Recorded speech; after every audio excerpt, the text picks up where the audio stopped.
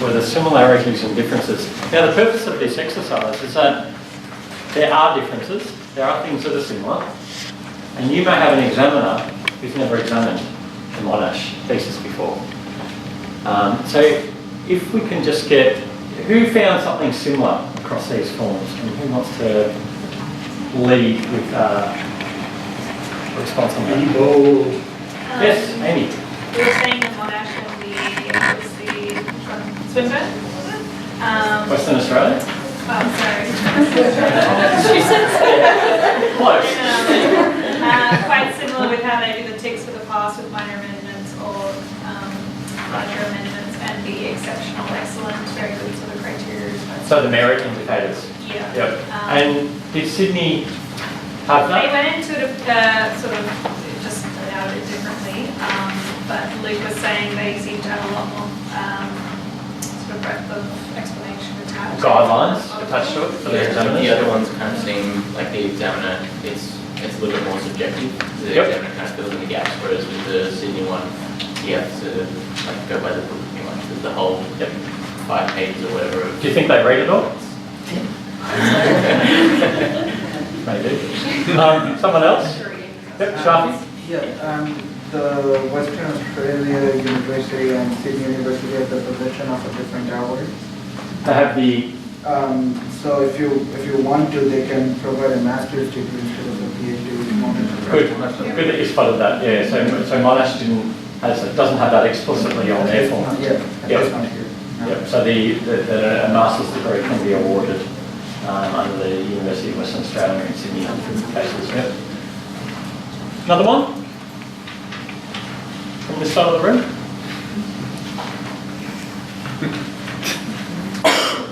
Cindy or Debbie? Yeah, in the Sydney ones, the examiner have to illustrate some support,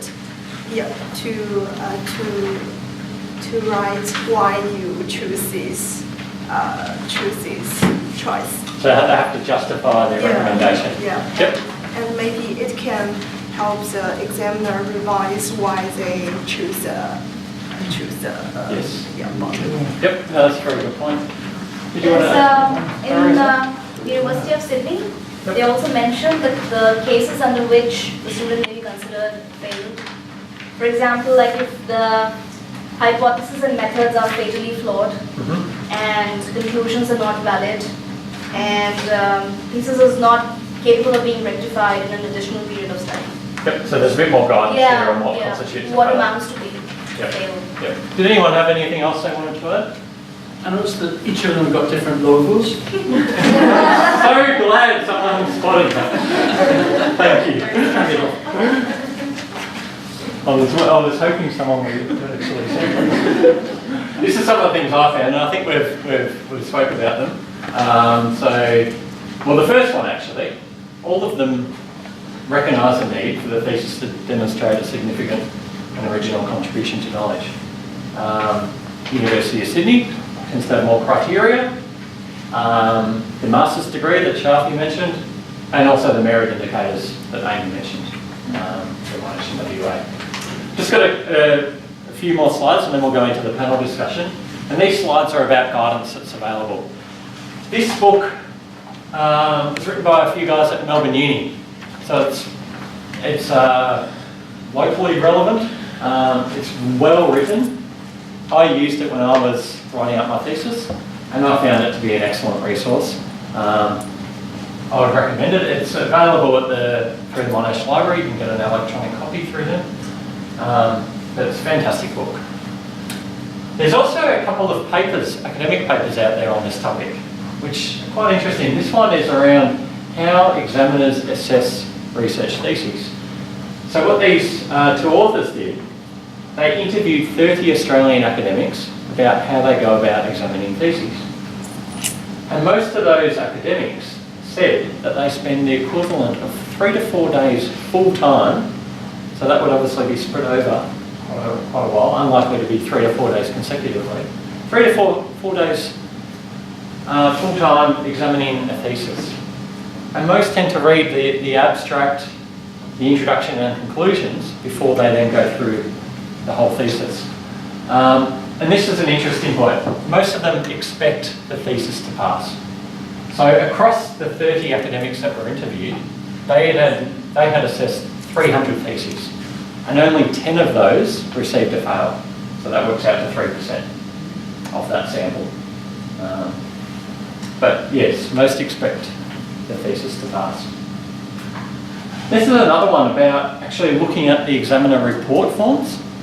So this person, Sue Johnston, got her hands on 51 examiner reports and did a qualitative analysis of those.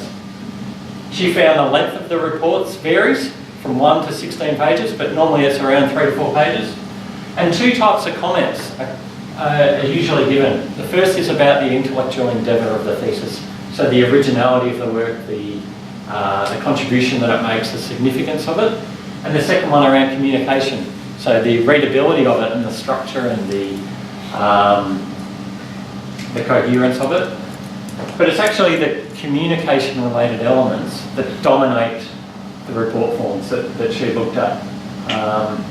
So a lot of the comments were really about readability and structure and those kind of things, rather than the intellectual endeavour side of things. Are there any questions before we move on to the panel discussion? Okay, so we've got, I'll to invite Long and Farhana up to the front. Actually, we might get everyone to sit up the front, if that's okay. Graham and I and Jeff.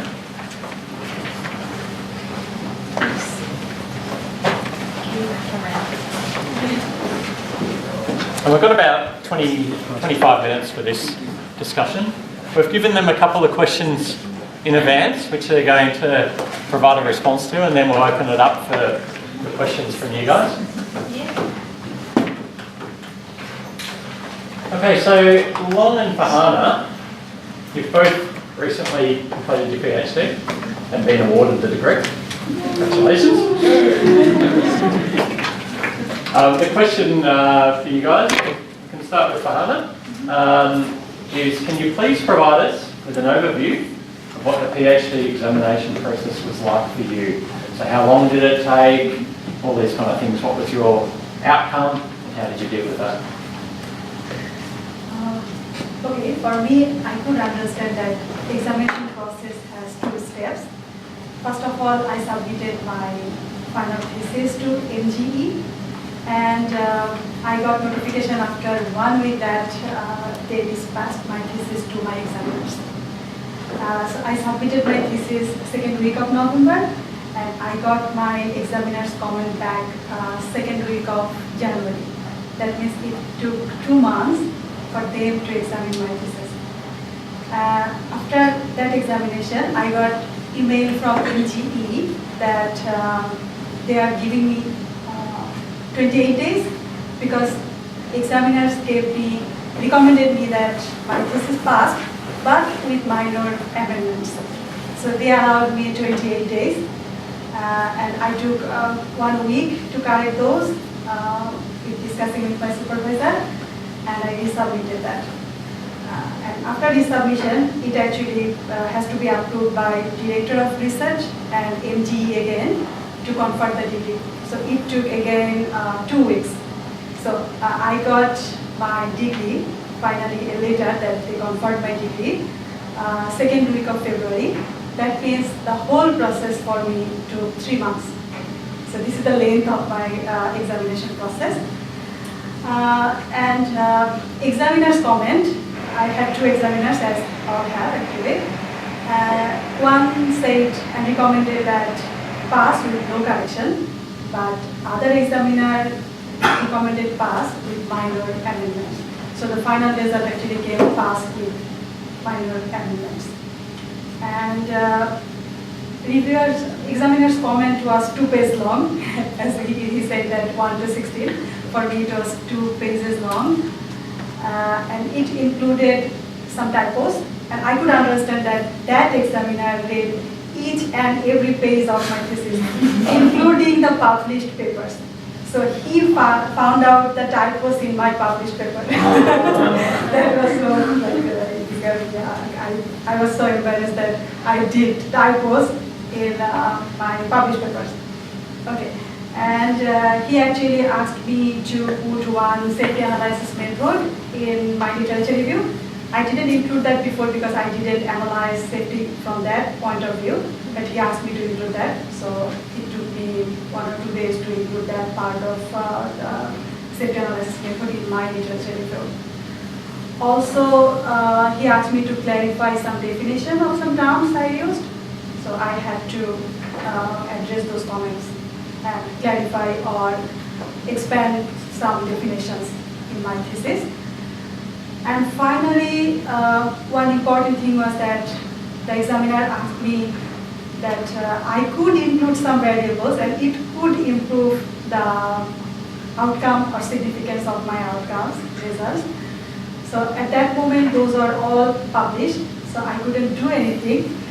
And what I did, I just put those as limitations or future recommendations to address those comments. So yeah, I didn't find it so difficult. So that was Just nerve-wracking. What did you do about the published papers where the typos? I couldn't do anything. Yep. Yeah. There are a few, but I couldn't do anything because Yeah. those are already published. Yep. It seems like I wrote there 2 times.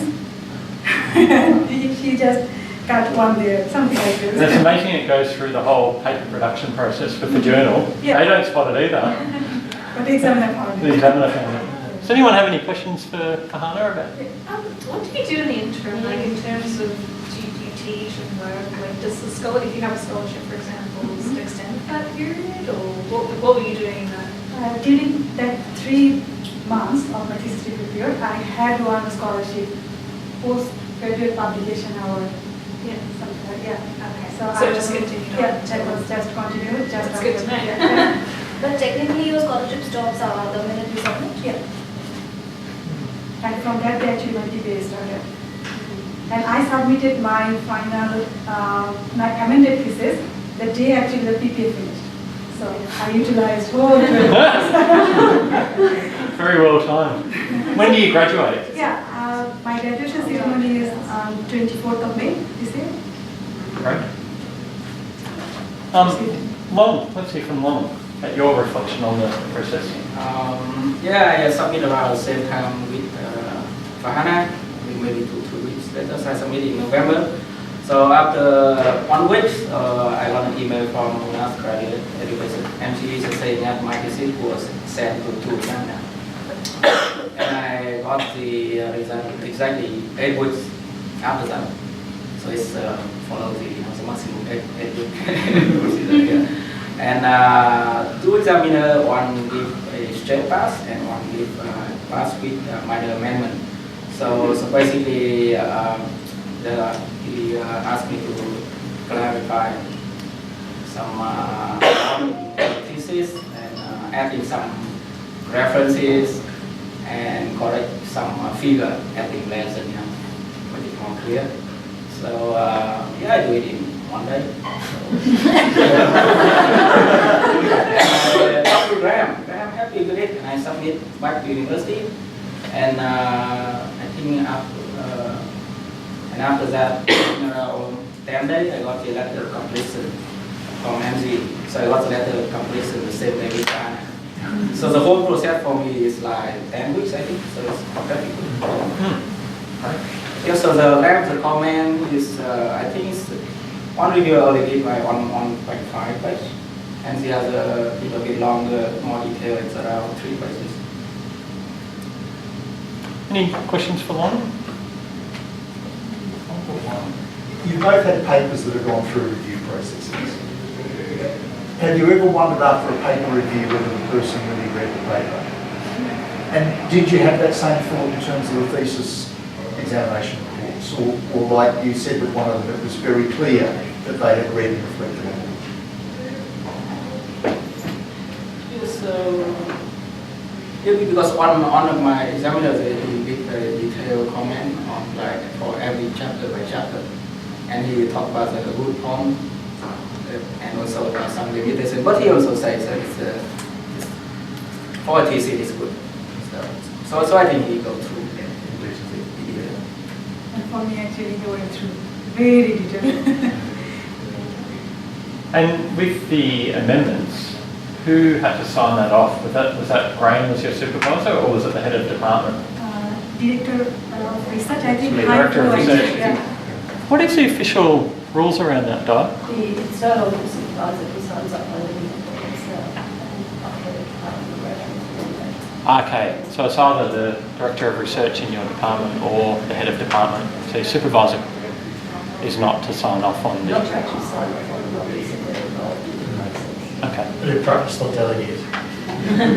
No, I think at the moment, I think the ONAS criteria is looking at to see that whether there's a line where the supervisor can put a supporting line, because obviously I will approve before that. I usually try to consent to talk with the supervisor to see if they're actually seen it, they're happy with it before I approve it. So. Were there any comments that you disagreed with and fought back on? Yeah, I have a comment because my thesis is talking about the multiply effect. So it's like the benefit is greater than the linear effect. So I'm interested in the exponential curve.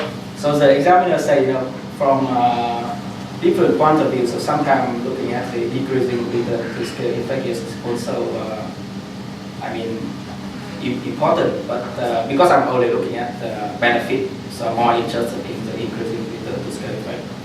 So I wrote in the response to comment that because I'm focused on the benefit, so I only look at the increasing with the scale effect. So I will not consider increasing with the scale effect in my thesis.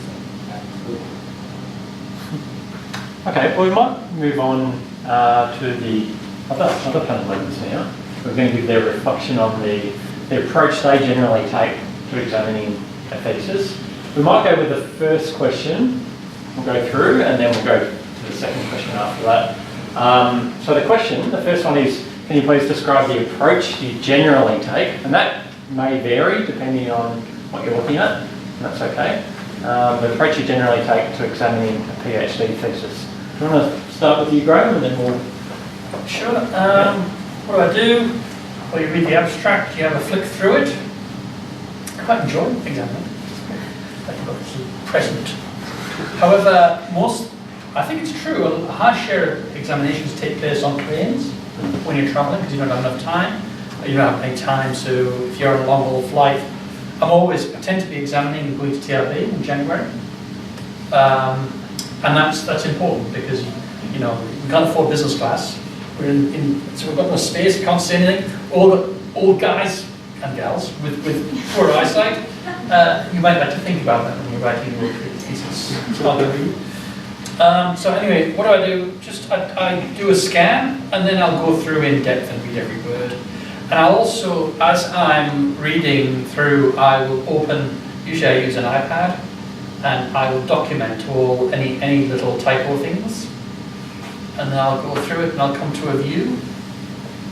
How do I go beyond that? I'm looking for things that don't look right, I suppose. And I would then, in terms of giving feedback, order my items according to how I do a paper review. And that is, I think of strategic issues, and then tactical issues, and then details.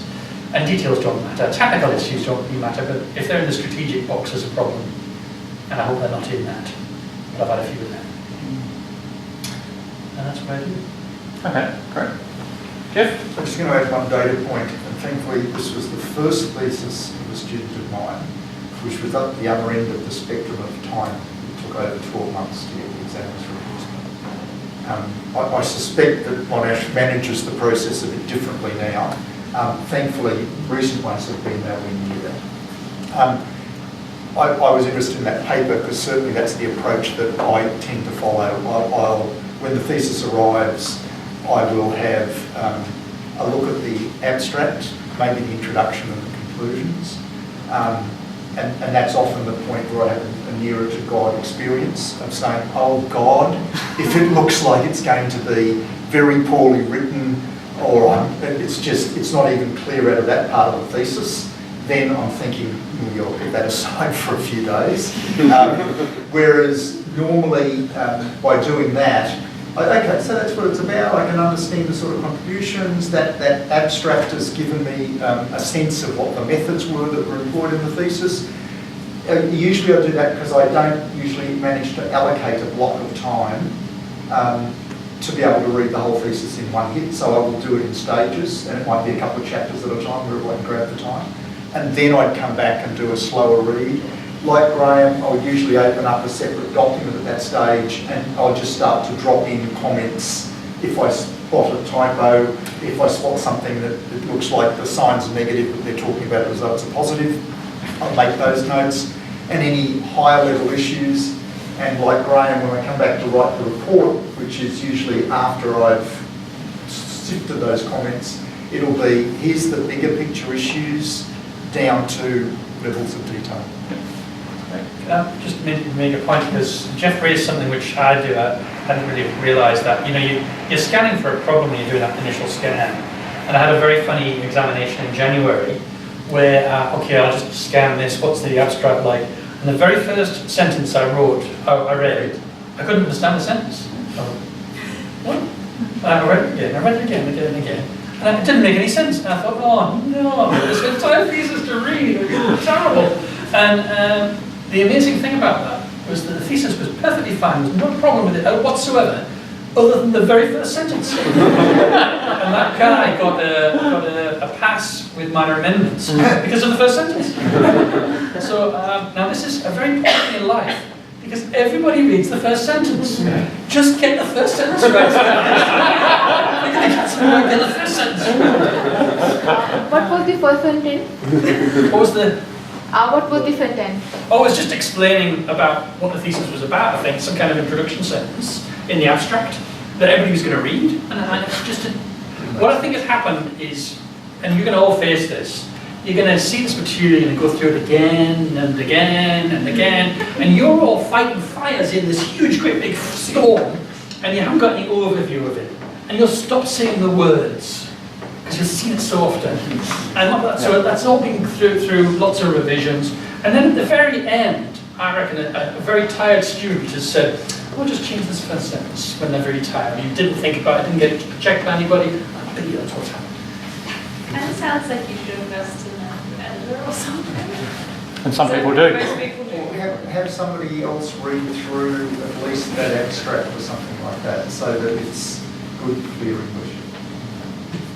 Okay, fine.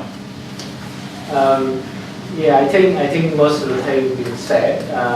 From my point of view, I actually also create question 2 as well, meaning that the way I actually exam thesis, or even before accept to exam some thesis, is actually I ask and check up that whether students actually have any contribution that been published. Okay, so I preempt the situation when I actually need to dealing with a very bad thesis. So in my career, I examined many theses already, but I haven't had a fail.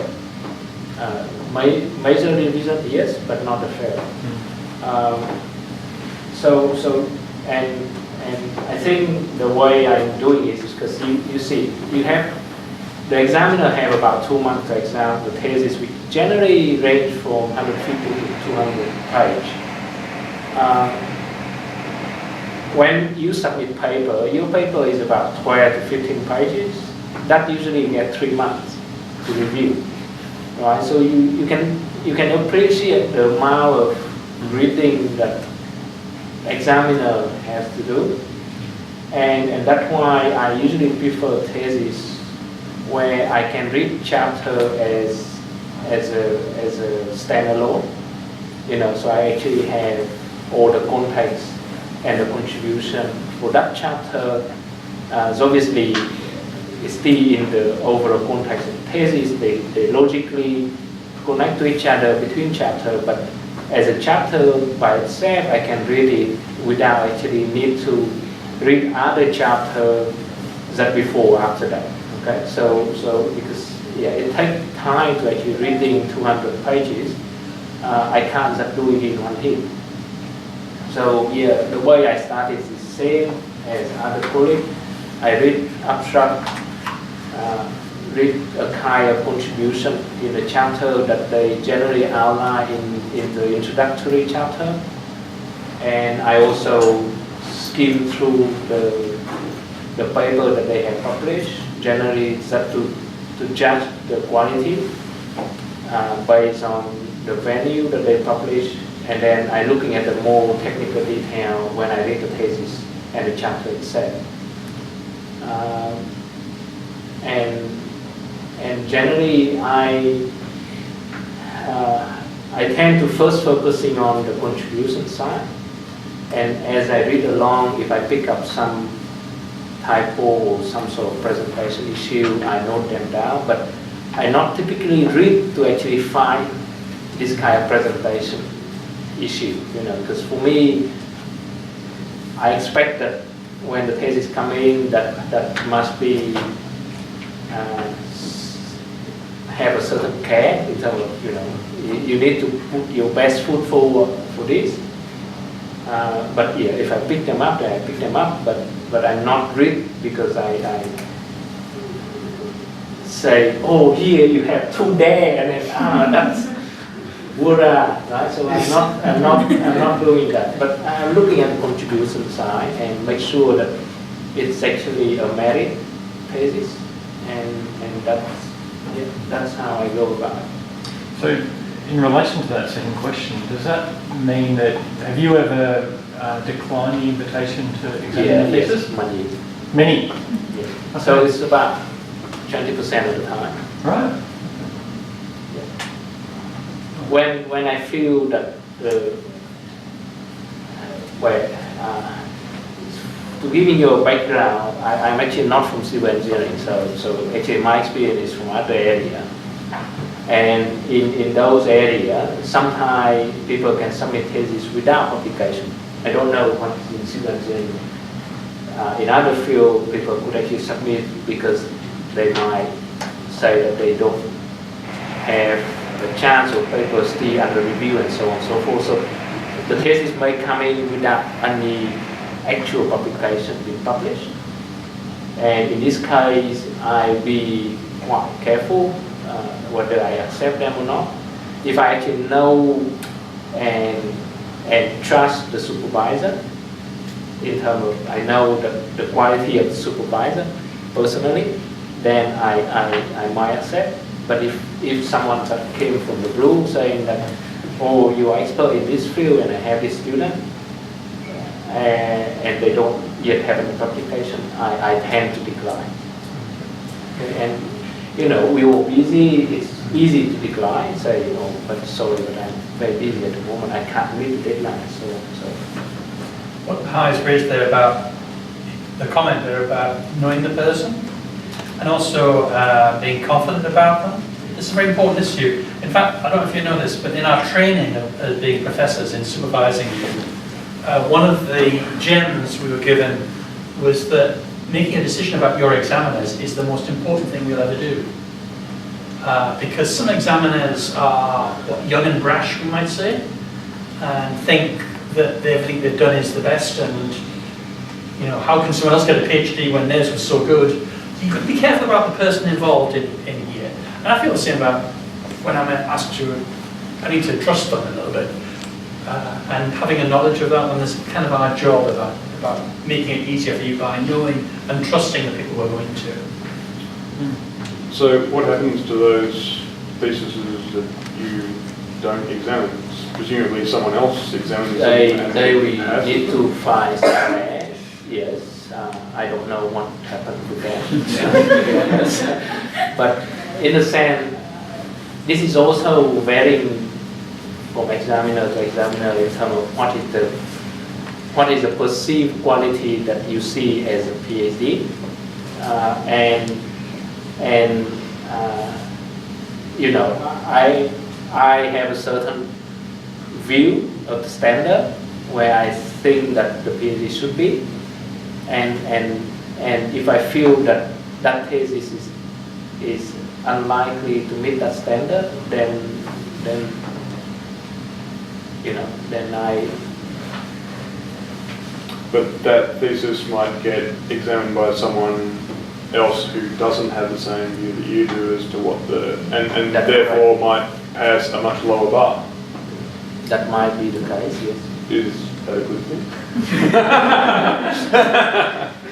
That's a fair question. Yeah, that's a fair question. And yes.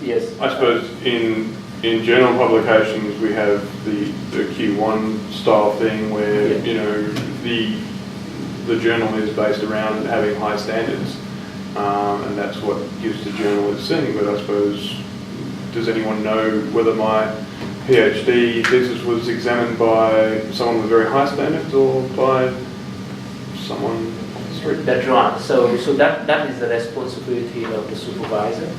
The university makes requirements. They have to be a professor. My understanding is that to have a PhD. There's a list of requirements, isn't there, for an examiner? There is, and actually basically had industry experts like examinations in certain fields. So I think at the end of the day, the quality of thesis and who the examiner are is also part of the supervisor's responsibility. So to answer your question, so if there is the shaky case and the supervisor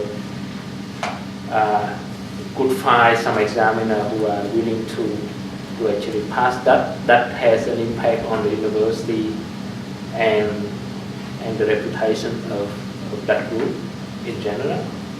So I think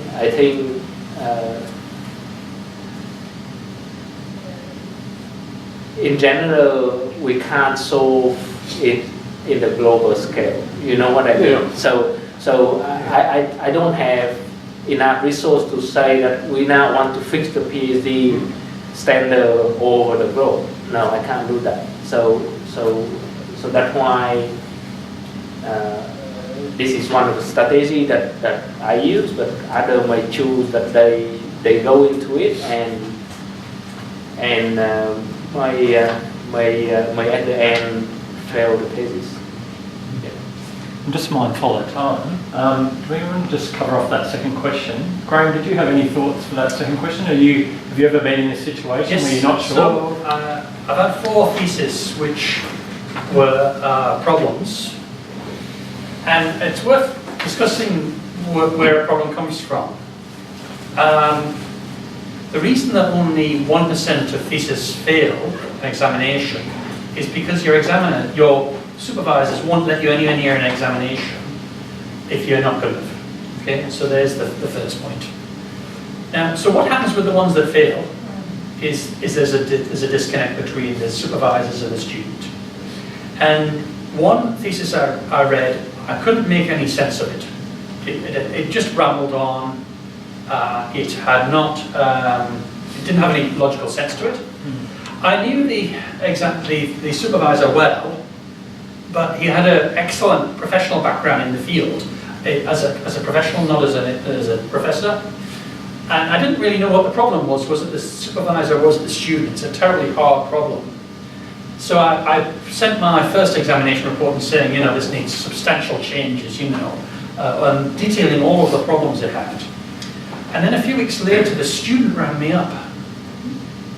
Which they're not allowed to do? Yes. Well, here they're not allowed to do. He was saying it was all fine. Anyway, he talked about all the problems he'd had with his supervisor and so forth. In the discussion I had with him, there was no acceptance or understanding of any of the things I'd said. So I withdrew from the examination because I didn't know what was wrong. And I was told that the other examiner just passed it straight off, which is ridiculous. So I don't know what happened with that, but I believe the person got through. The other 2, one was, there's 3. Two were very major changes because the thesis didn't make any sense. And so I documented them all. I never heard again. I suspect the student didn't have the time to finish. It shouldn't have gone to examination, both of those. The last one, the fourth one's interesting because, again, it was poor words, really English. It's some good work, but I didn't really know if the student understood it. And here we have the problem of excellent supervisors and students. Are the students just working off the supervisors? Is it their work, or is it the students' work? Luckily, in that example, it was a UK thesis, and many things we've mentioned here is some examination processes have a viva. In New Zealand, there's a viva process. In the UK, there's a viva process. What is a viva process? Is that as part of the examination, you will actually have a presentation in front of the student. And they will present the work to you, and then you can ask them questions. I actually love this. I think it's a really great thing. And this particular student was able to convince me from his discussion, and his supervisor wasn't allowed in the room. You know, who is the good guy here? You know, is it the supervisor who's leading or not? And that's a valid question. And the guy, I think, convinced me. And then, you know, I said that the major changes in the document was needed to prove it, and that's what happened. So actually, a great supporter of Vivas. We don't do that here. Is it right that we don't do them anywhere in Australia? Is that the... I'm not actually not sure. The reason it's not actually because of the milestone process. So the milestone is meant to cater to that to some extent. Yeah. Okay. Yep. Jeff, do you have any perspective on the borderline thesis?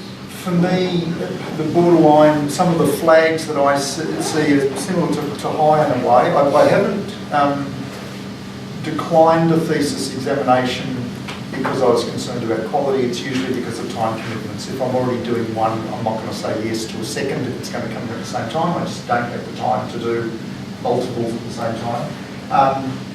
I have had an instance of saying, no, I can't do it until then, and the bugger said, okay, we'll send it to you then. It would have gone away.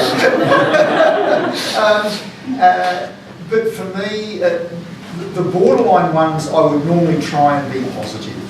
And what that means is that in my case, I've never failed a thesis, but I have had a couple that I've recommended very major amendments on. And that was often, it comes back to Graham's point before, at times you wonder, gee, you know, is this the way that the best thing that the supervisor and the student could put up? But you don't know in the background whether there has been a fundamental breakdown between the students and the supervisors. And I don't know whether it's still the case here, Di, but once upon a time at Monash, once you reach the end of the time, the student could say, I want to submit the thesis. And what's the supervisor going to say? No? Go away for another year? My sense at that stage is fine. You know, we'll get it to a reasonable stage. Off it goes, because it's not my thesis any longer. It's the student's thesis. And for me, it's around the one that I had the greatest doubts about was there was one publication. I knew the conference. I knew the standard of that conference that year, and it was atrocious in terms of the dysfunctional peer review process. And I thought, oh, gee. The only thing they're putting their hat on in terms of publication is a very shaky conference. And it was a piece of work that ultimately I said needed some strengthening. And for me it is about that when you see evidence that somebody's taken on board the feedback that comes from a peer review process, at least they're demonstrating that there's a degree of quality and originality about the work. But the ones where I've tended to have in the major amendments category, it's been where there really wasn't a clear narrative, where you got to the end and, you know, here's a set of conclusions, but how are they related to what was in the last chapter? It's that flow. Great. Is there any questions for anyone that's on the panel before we wrap up? Yeah. How much weight do the publications add to the thesis when you're grading? So if it's a paper thesis with a lot of publications, does that... So it's very, very important. These days we're allowed to have papers within as chapters now, and it doesn't have to be all the chapters. It used to be either the whole thing is by publication or not. Now it's both. Now what a publication, so you're trying to find, is it a new contribution to knowledge, right? Well, if you're published in a leading journal, you can't get published in a leading contribution to knowledge. And then there's the technical aspects of it, is it being done correctly as a good researcher? But you can't get published in a leading research journal unless it is. So the one I had in January, every chapter was a published paper in a leading international journal. It was like a breeze, apart from the first sentence. Very important for me. The one that I examined recently that was the strongest corrections were actually thesis by publication. And that was because it was like firing out of a shotgun. Oh, we've done a publication over there. Well, there's another bird. We'll shoot that one over there. What the bloody link was across it was not clear to me. And there were these gaping great holes where, yes, you managed to get something published in a conference over here, but how does that dot join to that dot? And what about the issues that you conveniently dropped off the table? So that was, in that case, again, I couldn't tell whether it was the candidate decided I've had enough, it's going to go for examination, or whether they'd been very busy publishing all these papers on the way, and then the thesis supervisors hadn't bothered to look at, is there some narrative? What's the consistency across this? But the ice was thin. Can I just say that's a very common criticism or comment we get back from examiners. Exactly what you said. The other one that we quite frequently get is where they want a large number of published papers. It's the amount of repetition. And they say they have to read all 13 papers, but they're reading the same thing 13 times over, but they have to read it through. They're missing something important. So, it's a real balancing act. I might just take the final question because we are running 10 minutes over time and we can have further questions over the afternoon tea. In addition to publications in leading journals, if I ask you what are the top 3 things that a good candidate does in their PhD, what would they do? To me, to be concise, clear writing, visualise things rather than spend 20 pages describing it to me, and show me the evidence, and show me, like a thesis that I examined recently, my heart went out for the student, was a modelling thesis. First chapter of the results, they had a completely counterintuitive coefficient in a model. Now, I can only imagine the angst this caused the student and the supervisors. But what they then did was systematically examine what factors could have contributed to this completely counterintuitive result. And again, I think back to a quote that's in a book I've suggested a couple of my students read about how to get a PhD. And what it flags is that a PhD is not a Nobel Prize nomination. It's about demonstrating that you have the capacity to operate as an independent professional researcher. And to me, that's about demonstrating you've got a rigour of a process, you understand where the current knowledge is, and you can position your contribution relative to that and keep me on the journey. I would add to that a perspective on your comment, actually. I mean, I agree about the clear writing and visualization, but what you're really saying is that the student had some honesty about what's happening, and that's a mature thing. You see, the worst thesis are, you've got this whole method, the answer comes out, it's correct, it's proved exactly what I said, and exactly what I said was correct. Okay, now I live in the real world, okay, and research is not perfect. Just mature researchers who are skilled can deal with the problems that the world has to use research to finance us. And that means dealing with all the problems. And honesty with that is very important. Not trying to make things up and say things aren't where they are, actually honestly assessing something and saying, but this didn't actually prove anything that I was hoping it to do. The hypothesis is wrong, maybe it's wrong. And then that process of debating it, the pros and the cons, is actually a very important additional thing that you need to have a thesis. Not just any contribution to knowledge, not just doing the work, but trying to be a doctoral level person who can think about the issues and debate them in a mature way. And it's not just that the quantitative answer is always right. It's recognising the problems with it. What about for you? Yeah, I think it's similar thing. Is for me, it's about you have the stories through the case, and this story is essentially the same thing that you're looking at the state of the art of the knowledge, and you see that these there's a gap, there's a story for you to tell, and how you go about to actually fill that gap. So essentially, yeah, it's about the journey and how you contribute the reader about your own knowledge and your own, I would say, realization of what you're dealing with as a problem and how you go about it. So I think, yeah, contribution is one thing, but it's also about the journey that how you actually reach to that point. I think it's also important to actually reflect in the thesis. And for me, it's about story. You know, so that's why it's also very important to actually have a logical flow and link, as you said, because it's not about that a collect of publication that does not have any relation or reasoning that's why you're doing that. There's the narrative behind that why you're doing it and why it's important. Okay. Jeff, did you want to give a Very closing remark? quickly. Di, anything else that you want to add from you? No. Okay. Well, you be able to stay with us for a couple of minutes so people will be able to chat. Look, I'd like to not only thank the panel, but a sincere thanks to Chris for putting together the second one of these sessions. I think by the attendance of a number of people here, it demonstrates that a session of this nature adds some value. If you'll join with me in thanking Chris for his efforts. And I suggest now we continue the discussion over a printer. Just out.